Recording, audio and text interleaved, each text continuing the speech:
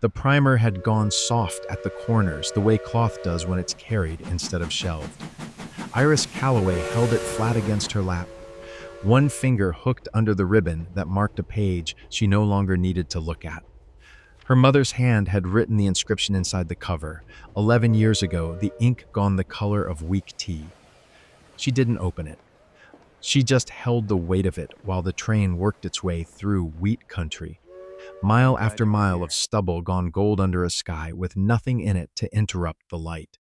She'd read once that the Palouse Hills rolled the way they did because glaciers had scraped them smooths before anyone kept a calendar. Looking at them now, she believed it.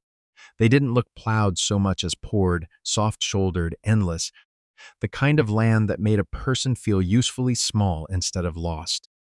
6 months ago, she hadn't known the word Palouse existed. 6 months ago, she'd been standing in the doorway of the Millrace schoolhouse with a padlock in her hand, waiting on the county man to come collect the key. The district had consolidated 3 schools into one over in Larkin Mills on account of the railroad spur, making the ride easy, and there wasn't money nor children enough left in Millrace to keep a teacher on salary for a room that would sit half empty come autumn. She'd taught 9 children their letters in that room, buried her mother from a wagon parked outside its door the winter before that. When the notice came around about a farmer out west corresponding for a wife, respectable, plain-spoken, in want of a partner more than a bride, the advertisement had said, which she'd liked better than any flowery version of the same thing. She'd answered it the way she did most things, practically and without much ceremony. Thomas Hollis wrote a careful hand. Wheat farmer, 600 acres near a town called Cricket Bend, widowed mother, and a younger brother living with him yet. He asked more questions in his letters than he answered. What she liked to read, whether she minded cold winters, if she'd mind a house that needed a woman's notion of order in it. She'd written back that she minded very little, so long as there was a place to keep books dry and children weren't scarce on the ground. He'd written back that Cricket Bend had children in good supply and precious few who could read past their own names. She'd taken that as a kind of proposal in itself. The letters had gone on that way for the better part of half a year, careful and unhurried, until the money for her passage came folded into an envelope with no more comment than for your ticket, whenever you're ready. She had been ready for some time before she let herself admit it. The conductor called Cricket Bend from 3 cars up, and the whole train seemed to lean and slow at once, the way a held breath finally lets go. Iris gathered her carpet bag, the primer, the small tin box of her mother's sewing things, and stepped down onto a platform of raw planks still smelling of pitch. Wheat stretched gold in every direction past the depot roof. A hawk turned slow circles somewhere high up, unbothered by any of it. She looked for a man she'd never seen, going by nothing's description he'd give of himself in a letter. Tall, dark-haired, a scar through one eyebrow from a haying accident as a boy. What she found instead was a young man standing apart from the handful of others on the platform, hat in both hands instead of on his head. A hand-lettered sign tucked under one arm that he seemed to have forgotten he was holding. He had Thomas's dark hair. He did not have Thomas's scar. He looked at the primer clutched to her chest, the way a man looks at something already too late to matter. "Miss Calloway," he said, and nothing else came after it for a long moment. "Where's Thomas?" she asked. His jaw worked once before any words came, like a man testing whether his voice would hold. "I'm Eli, Thomas's brother." He set the sign down against his leg as if it had turned heavy in his hands. "Thomas passed Miss Calloway 3 days back." The platform kept right on being a platform. A porter rolled a baggage cart past them, wheels clattering over a loose board. Somewhere behind her, the train let off steam with a long, patient hiss, and she found she was watching the cloud of it instead of looking at the man in front of her, because looking at him meant the words had somewhere to land. "Past," she repeated, testing the shape of the word, "the wheat binder." Drive chain caught his sleeve, and he went under the header blade before Roy could get the team stopped. Eli said it fast. like a man reciting something he'd made himself memorize so he wouldn't have to feel his way through it twice. Wasn't nobody's fault to name. It just happened the way those things happen. She had pictured a great many things on the ride out. A man with a scar through his eyebrow, standing at a depot with his hat pushed back, a house that needed a woman's order in it, children in Cricket Bend who couldn't read past their names. She had not pictured this.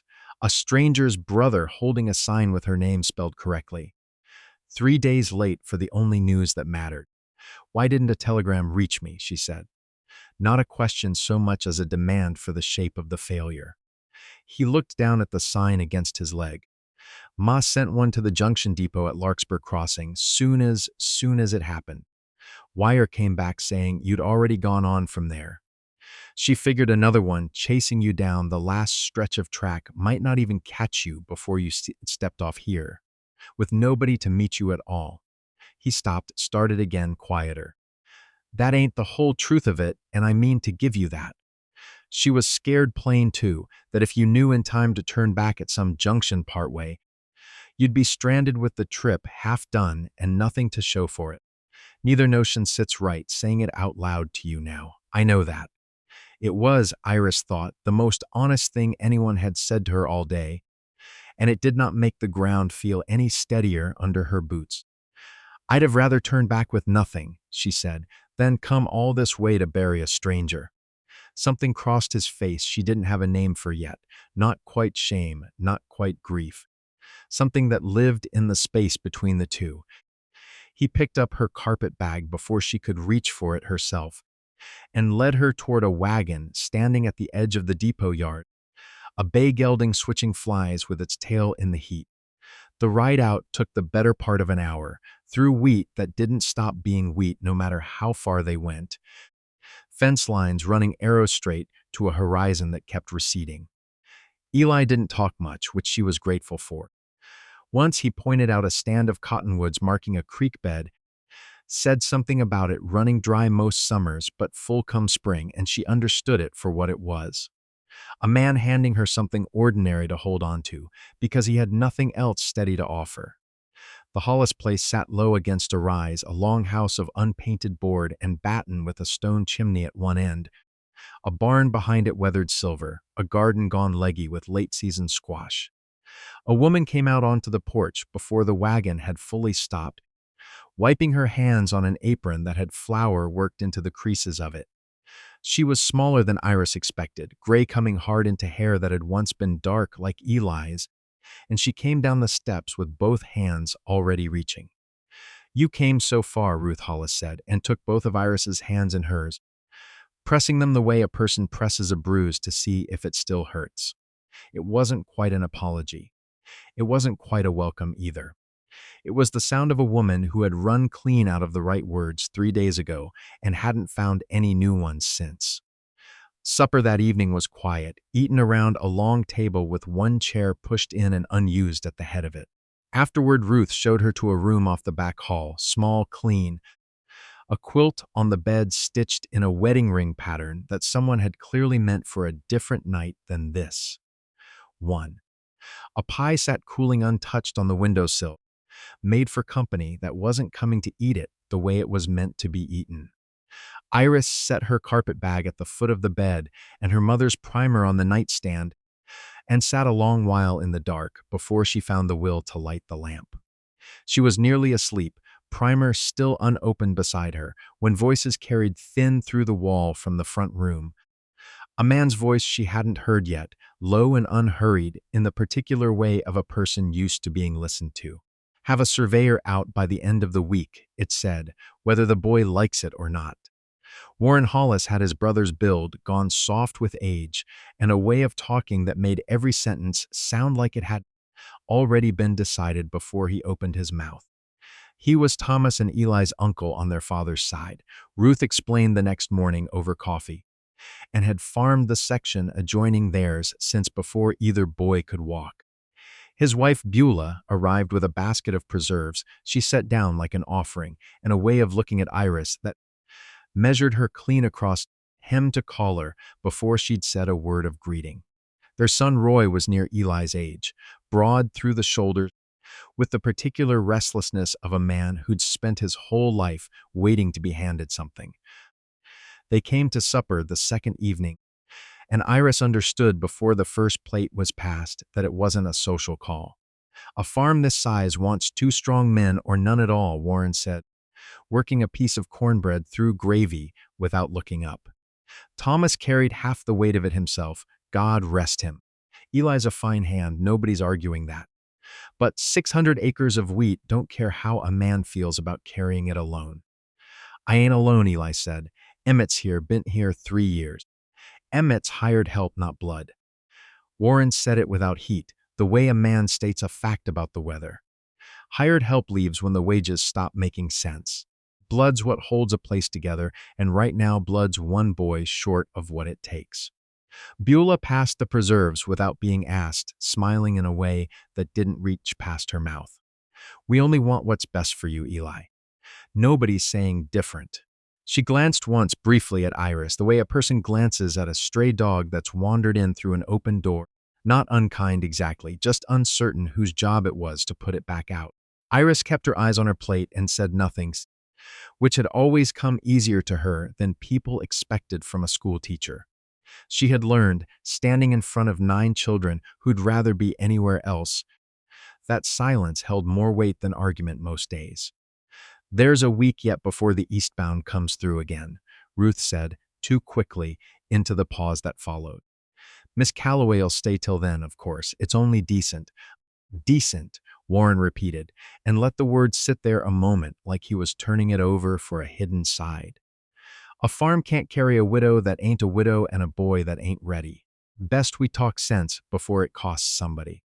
He said it to the table generally, not to her, which somehow made it land harder than if he'd said it to her face. Roy hadn't spoken much through supper, but he ate like a man storing up for winter.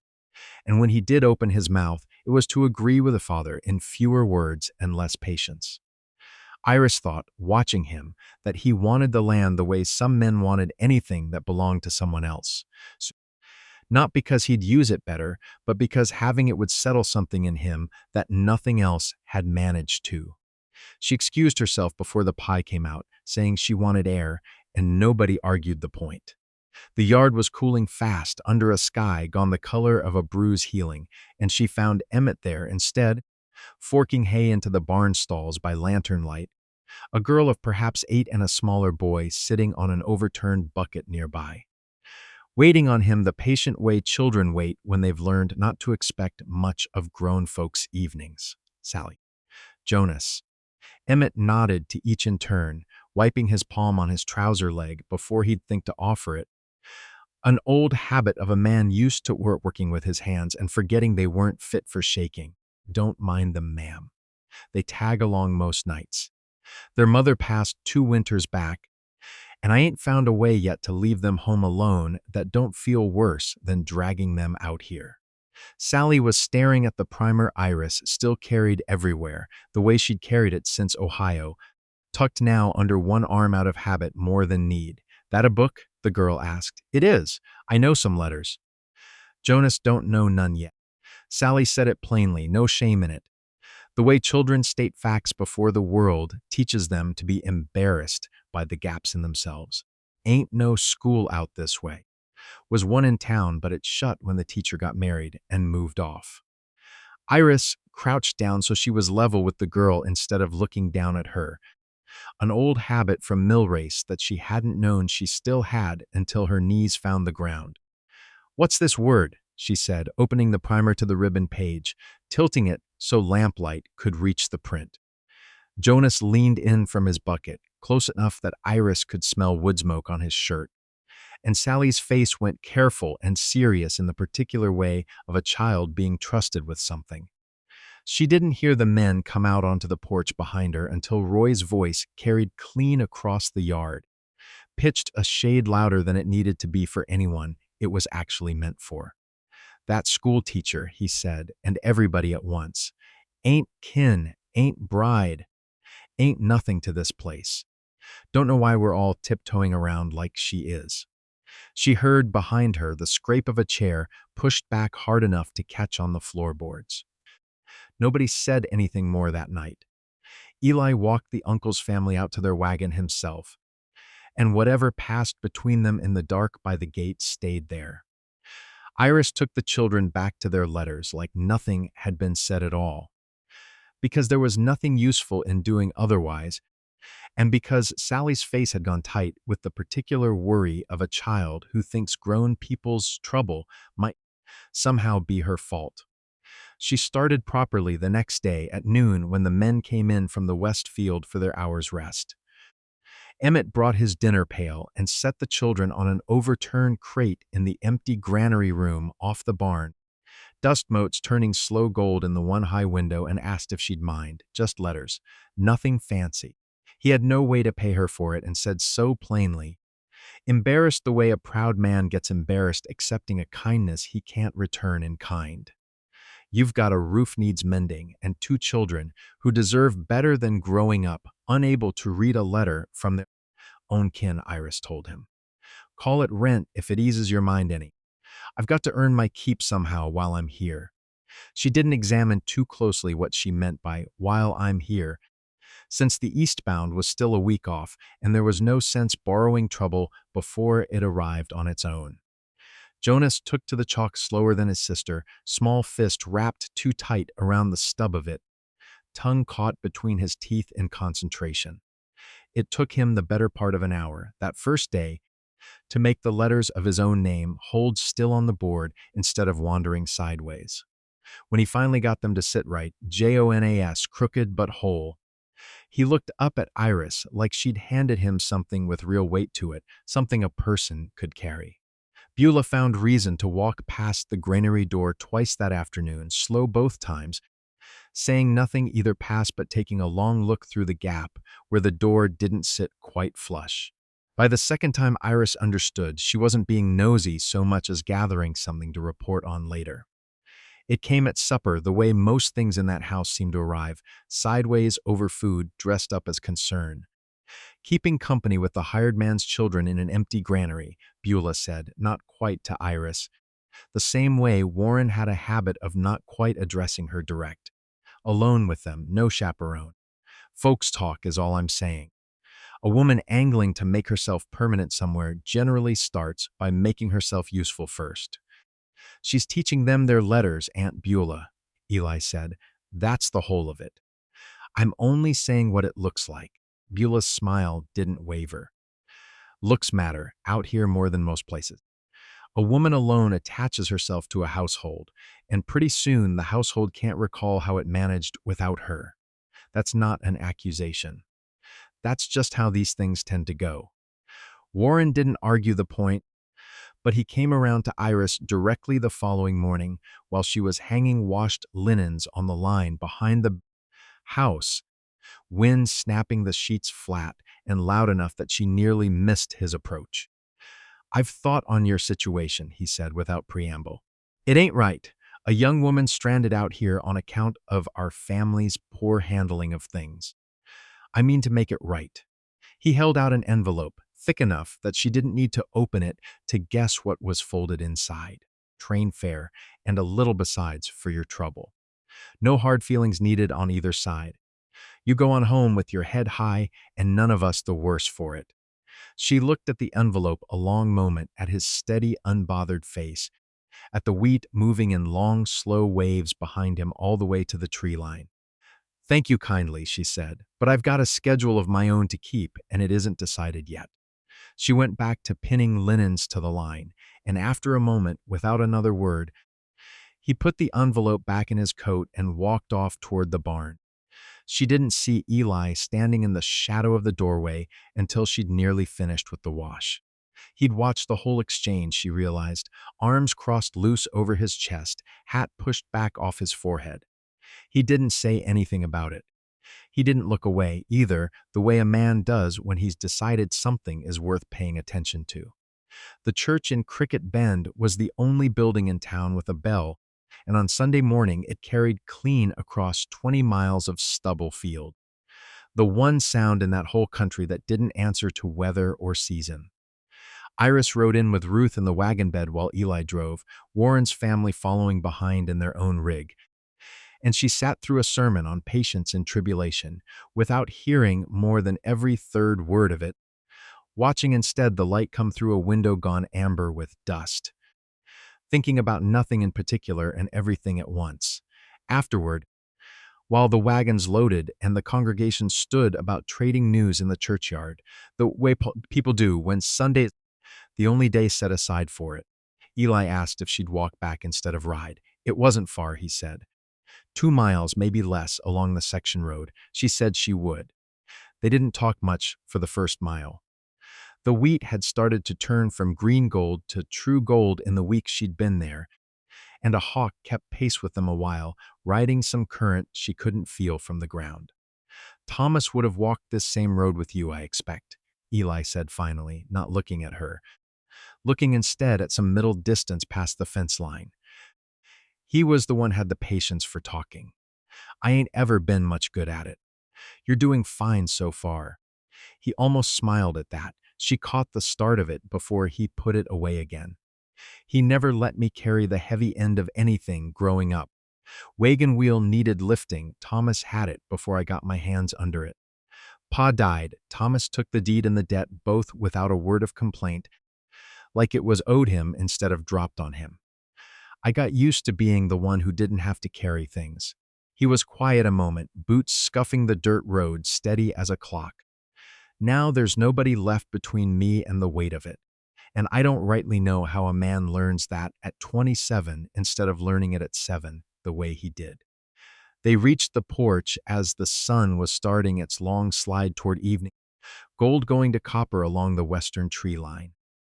Ruth had gone in to start supper, and for a while it was just the two of them on the steps. A kerosene lamp lit against the coming dusk, 2 tin cups of coffee gone lukewarm between them. I answered your brother's letter, Iris said, because a schoolhouse shut its door on me and I didn't have anywhere left in Millrace worth staying for. My mother was gone. The children I'd taught scattered to whatever school the county saw fit to bus them to. I wasn't answering him out of any grand notion of love at first correspondence. I was answering because a woman needs a place in the world same as a man does, and marriage was the honest door available to me. She turned her cup slow between her palms. I liked him well enough from the letters, but I won't pretend to you it was more than that yet. Least you're honest about it.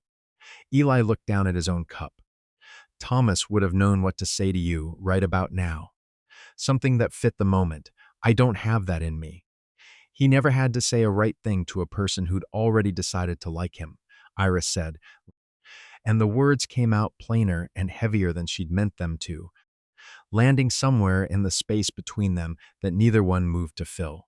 Eli looked at her then properly, for what felt like the first time since the depot, not at the primer, not at the situation, just at her. And whatever he might have said next got lost when wheels sounded on the drive, and Warren's wagon rolled in earlier than expected, dust rising gold in the last of the light. Beulah was down off the seat before the wagon had fully stopped, her voice carrying clean across the yard the way it always seemed to, pitched for an audience, whether she meant it that way or not. Ellie, we need to talk about that ticket. The ticket was real. Warren laid it on the supper table between the salt cellar and the bread plate like it belonged there, next to a folded set of papers with a surveyor's letterhead across the top. Bought and paid for, he said. Coach leaves at first light. I'd have asked you first, Miss Calloway, but there wasn't a decent way to ask a thing like this without it landing wrong. So I figured the deed done was kinder than the deed discussed. He turned to Eli before she could answer. And this here's the north section, surveyed proper. Selling it off clears your debt on the equipment and leaves you the home 80 acres free and clear. You'd be a fool not to sign, boy, whatever your feelings on the matter. It ain't your land to sell, Eli said low. It ain't yours to keep either, not the way you're running it. One man, 600 acres, and a stranger under your roof folks are already talking about. I'm trying to save you before it costs you everything Thomas built. Iris didn't wait to hear the rest of it. She rose from the table, said she had a headache come on sudden, and nobody moved to stop her, which told her plainly enough what her leaving the room was worth to any of them. She packed her carpet bag by lamplight, primer wrapped in a shawl at the top of it, and let herself out the back door into a yard gone dark and close with the smell of rain that hadn't fallen yet. She would not be handed a ticket like a debt collected and thanked for it besides.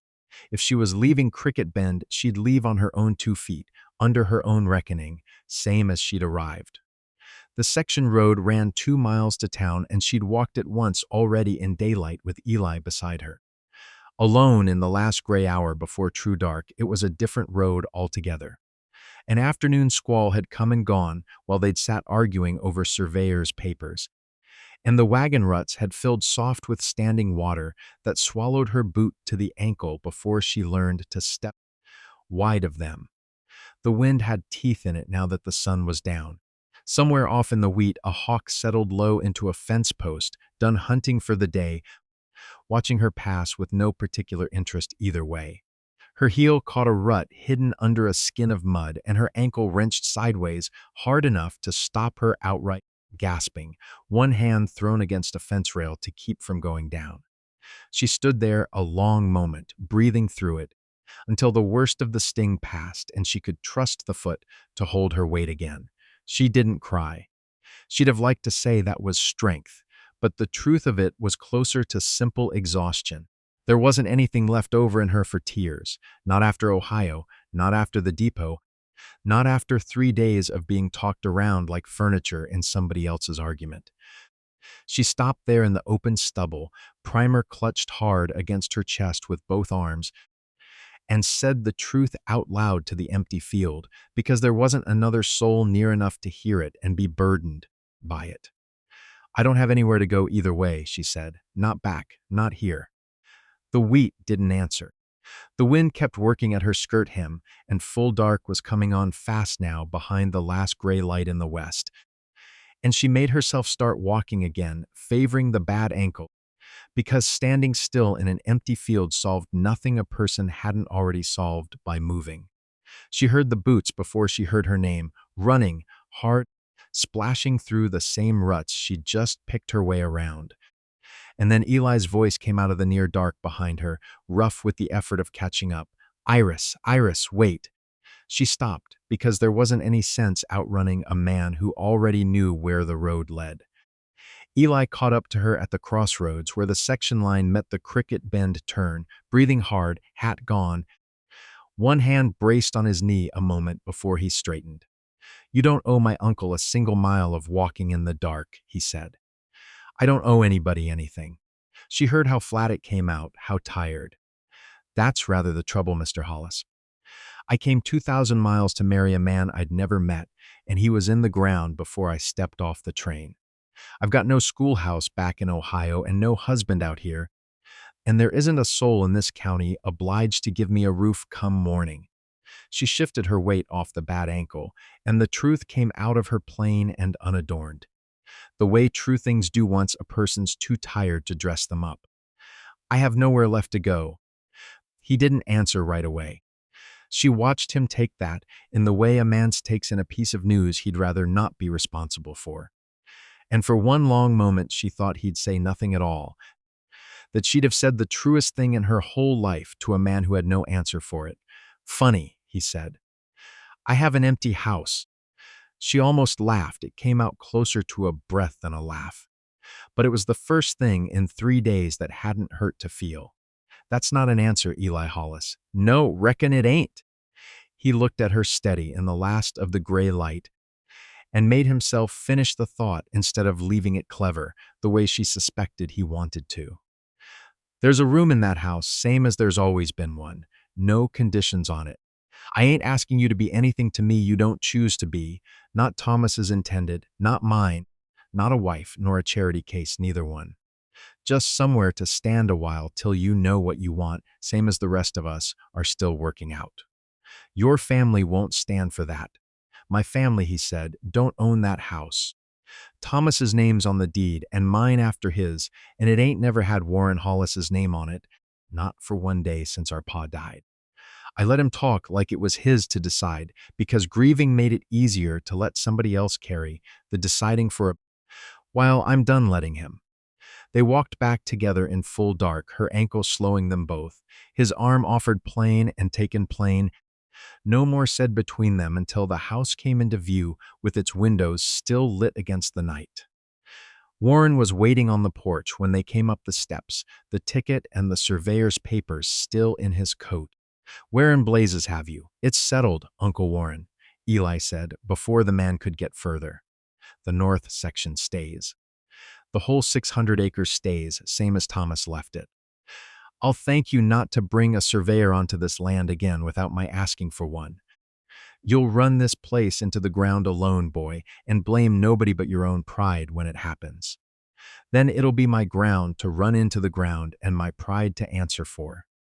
Eli walked past him into the front room, took the folded surveyor's papers from where Warren had left them on the table, and fed them into the cold stove one sheet at a time, striking a match to the last of them before closing the iron door on the small orange light inside.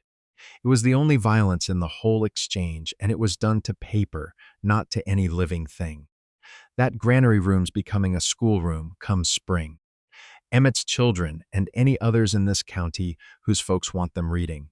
Miss Calloway's teaching them if she's willing for as long as she cares to stay. Warren stood a long moment in the doorway, turning his hat brim slow between two fingers, the way a man does when he's run clean out of ground to stand on and hasn't yet found the words for admitting it. "This ain't finished," he said, and went down the steps into the dark, his own wagon rattling off toward his own section without another word from anyone left on the porch to answer him. The crickets started up again somewhere out past the barn, steady and unbothered, the way they'd been going all along underneath every voice raised in that house since supper. Eli rode into Cricket Bend the following week and had the deed recorded proper at the land office. His name set down in ink beside Thomas's in a ledger the clerk kept behind a scarred oak counter, a wax seal pressed warm into the corner of the page.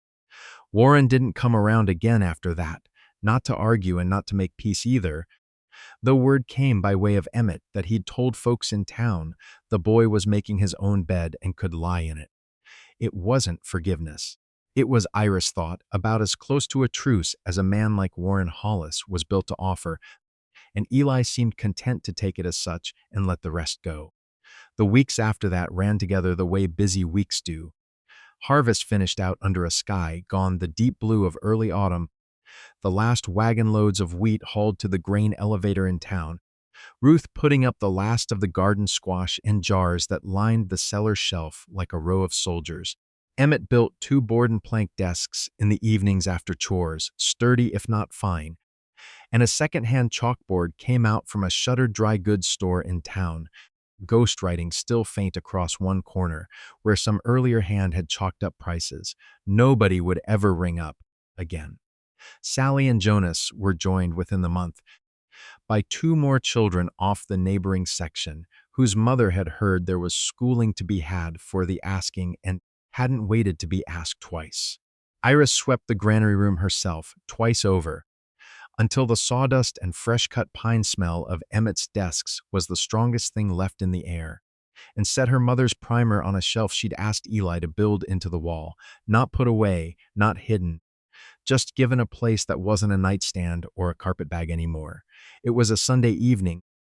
The 2 of them on the porch in rocking chairs Ruth had dragged out from storage and aired in the sun, a quilt thrown loose over Iris's knees against the first real chill of the season, when Eli finally asked her the question he'd clearly been carrying a while.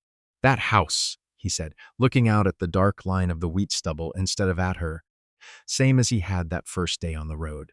"Does it still feel empty to you? Or has it stopped some since you've been in it?" She didn't answer right off. She reached instead for the primer on its new shelf, opened it past the ribbon page to the inscription on the inside cover, and turned it so the porch lamp caught the faded ink well enough to read by. "To my Iris," she read aloud, slow, the words worn as familiar to her as her own name. "So you'll always have some place of your own to stand, no matter where your feet carry you. She closed the cover gentle, held it a moment against her chest, the way she'd held it on the train, on the platform, in the dark of that field, with her ankle throbbing and nowhere left in the world to walk to. My mother wrote that the week before she died. I never rightly understood it till lately. Ellie didn't say anything to that. He didn't need to.